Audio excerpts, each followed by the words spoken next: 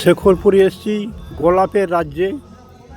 সুগন্ধে মন মাতোহারা হয়ে যাচ্ছে। এই আমার তরুণ কুমার মণ্ডল, এই দাদা আমাকে সেন্টের গোলাপ বেছে বেছে দিচ্ছে।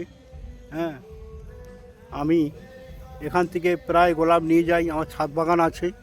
হ্যাঁ, তা দাদা একটু হাত তুলুন, ভিডিও করছি আমি, হাত তুলুন। হ্যাঁ, এই যে তরুণদা, ইনি খুব আমার বড় ফ্যান। হ্যাঁ, এনার কাছ থেকে আমি নিয়ে যাচ্ছি গোলাপ।